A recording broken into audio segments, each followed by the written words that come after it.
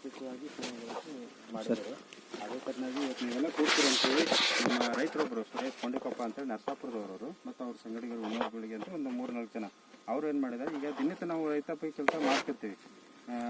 ನನ್ನ ಅಭಿಪ್ರಾಯ ಪ್ರಕಾರ ಎಲ್ಲ ರೈತರು ಕೂಡ ಒಂದಿಲ್ಲ ಒಂದು ವಿಷಯದೊಳಗೆ ಅವನು ಅಘೋಷಿತ ವಿಜ್ಞಾನಿ ಅಂದ್ರೆ ಅನ್ಡಿಕ್ಲೇರ್ಡ್ ಸೈಂಟಿಸ್ಟ್ ಇದ್ದಂಗೆ. ಅವು ಸೈಂಟಿಸ್ಟ್ಗಳಂತೆ ನಾವು ಯೂನಿವರ್ಸಿಟಿ ಒಳಗೆ ನಮ್ಮ ಕಾಲೇಜ್ ಒಳಗೆಲ್ಲ ನೋಡ್ತಿರ್ತೀವಿ. ಯಾವುದೇ ಫೀಲ್ಡ್ ಒಳಗೆ ಸೈಂಟಿಸ್ಟ್ ಇದ್ದೇ ಇರ್ತಾರೆ. ಅವ್ರು ಸೈಂಟಿಸ್ಟ್ ಅಂತೇಳಿ ಅವ್ರು ರೆಕಗ್ನೈಸ್ ಮಾಡಾದ್ಮೇಲೆ ಸೈಂಟಿಸ್ಟ್ ಆಗಿರ್ತಾರೆ. ಬಟ್ ರೈತನ ವಿಚಾರ ಬಂದಾಗ ಯಾರಿಗೂ ಹೇಳ್ಕೊಂಡಿರಂಗಿಲ್ಲ. ಅವನ ದಿನನಿತ್ಯ ಕೆಲಸಗಳಿಗೆ 108 ಯೋಜನೆ ಬಂದಿರ್ತವೆ, ಹಿಂಗೆ ಮಾಡ್ಬೋದಾಗಿತ್ತು, ಹಿಂಗೆ ಮಾಡ್ಬೋದಾಗಿತ್ತು. ಹಾಗಾಗಿ ಒಂದು ಪ್ರತಿ ದಿವಸ ನಾವು ಏನು ಮಾಡಿದ್ರೆ ಇಳುವರಿ ಹೆಚ್ಚಾಗುತ್ತೆ, ಏನು ಮಾಡಿದ್ರೆ ನನ್ನ ಕೆಲಸ ಕಡಿಮೆ ಆಗ್ತದೆ, ಏನು ಮಾಡಿದ್ರೆ ನನ್ನ ಖರ್ಚು ಕಡಿಮೆ ಆಗ್ತದೆ ಅಂತ ಯೋಚನೆ ಮಾಡ್ತಿರ್ತಾನೆ. ಅವ್ರಿಗೆ ಸರಿಯಾದ ಸಪೋರ್ಟ್ ಸಿಕ್ಕಿರಂಗಿಲ್ಲ, ಮತ್ತು ಅವ್ರಿಗೆ ಸಾಮಗ್ರಿಗಳು ಸಿಕ್ಕಿರಂಗಿಲ್ಲ. ಮತ್ತು ಇದನ್ನ ಏನಾಗುತ್ತೆ ಅಂತ ಒಂದು ವಿಷಯದೊಳಗೆ ಇವತ್ತು ನಮ್ಮ ಬಹುತೇಕ ರೈತರ ಇತ್ತೀಚಿನ ದಿನದೊಳಗೆ ಅದೊಂದು ಸಾಹಸಕ್ಕೆ ಒಂದು ಕೈ ಹಾಕ್ತಿದ್ದಾರೆ ಮತ್ತು ಯಶಸ್ವಿನೂ ಆಗಿದ್ದಾರೆ. ಕಮರ್ಷಿಯಲ್ ಆಗಿ ಅದರದ್ದು ಪೇಟೆಂಟ್ ತೊಗೊಂಡವ್ರಿದ್ದಾರೆ ಮತ್ತು ಭಾಳಷ್ಟು ಅದನ್ನ ಒಂದು ವ್ಯಾಪಕವಾಗಿ ಮಾಡಿ ಅದನ್ನು ದೊಡ್ಡ ಮಟ್ಟದಲ್ಲಿ ಸಕ್ಸಸ್ ಆದವರು ಇದ್ದಾರೆ.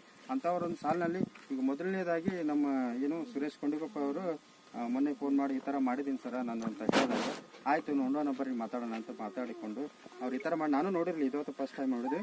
ಬಟ್ ಏನಪ್ಪ ಅಂದ್ರೆ ನಾವು ನಮ್ಮ ಒಂದು ಉದ್ದೇಶ ಏನಪ್ಪ ಅಂತಂದ್ರೆ ಅದು ಮುಂದೆ ಸಕ್ಸಸ್ ಅಥವಾ ಎಷ್ಟು ಮಟ್ಟಿಗೆ ನಮಗೆ ಅನುಕೂಲ ಆಗುತ್ತೆ ಅನ್ನೋದಕ್ಕಿಂತ ಅದು ಒಂದು ಅವರು ಕೈ ಹಾಕಿದಾರಲ್ಲ ಅನ್ನೋದು ಒಂದು ದೊಡ್ಡ ವಿಷಯ.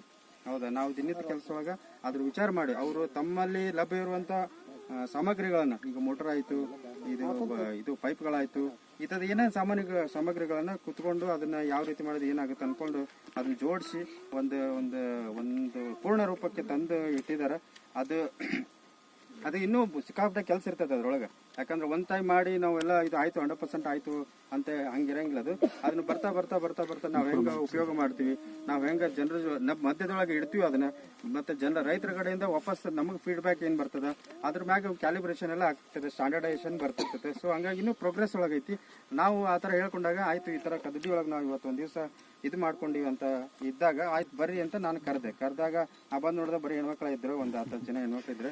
ಬಟ್ ಹೆಣ್ಮಕ್ಳ ಹತ್ರ ತೋರಿಸಿದ್ರೆ ಇದು ಕೆಲಸ ಆಗಲ್ಲ ಅಂತ ಅನ್ಕೊಂಡು, ಅಂದ್ರೆ ಯಾಕಂತಂದ್ರೆ ಇದನ್ನ ಕಮರ್ಷಿಯಲ್ ಆಗಿ ಜಾಸ್ತಿ ಯೂಸ್ ಮಾಡೋರು ಗಂಡ್ಮಕ್ಳು ಅವರೆಲ್ಲ ಯೂಸ್ ಮಾಡ್ತಿರ್ತಾರೆ. ಹಾಗಾಗಿ ಯಾರು ಇರ್ಲಾರ್ದ ಕಾರಣಾಗ ನಾವು ಆದಷ್ಟು ಮಟ್ಟಿಗೆ ಬಾ ಅಂದಾಗ ಇಷ್ಟು ಜನ ರೈತ